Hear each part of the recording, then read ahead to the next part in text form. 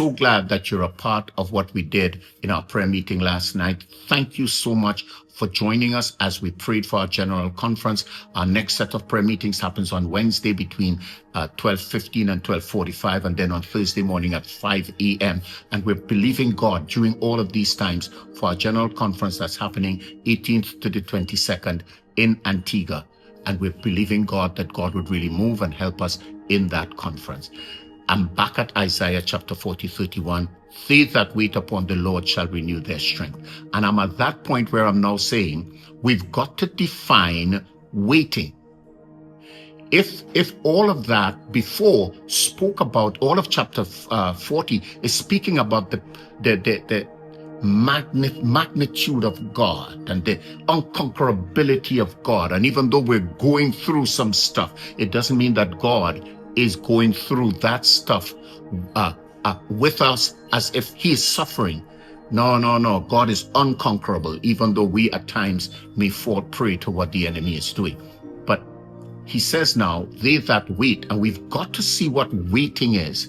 And I would want to render a definition that waiting in this context, and the word used in the original language, seems to say that we're positioned intentionally, waiting for God to move. We've tried everything, because it starts off by saying the young men will grow weary. It means a most potent force loses its strength. Because that's what the young is. The young men going to the army, the young men are the athletes. As soon as you pass a certain age, you're no longer able to do those things. And he's saying at your best, you're going to lose strength.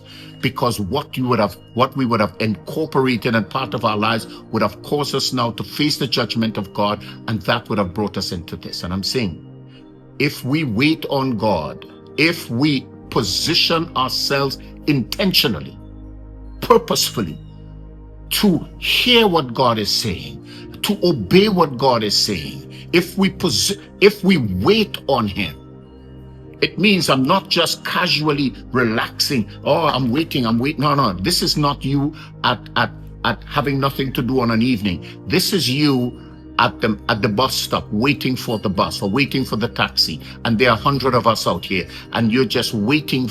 And so you're actually attentive. You're actually in a position of readiness to act.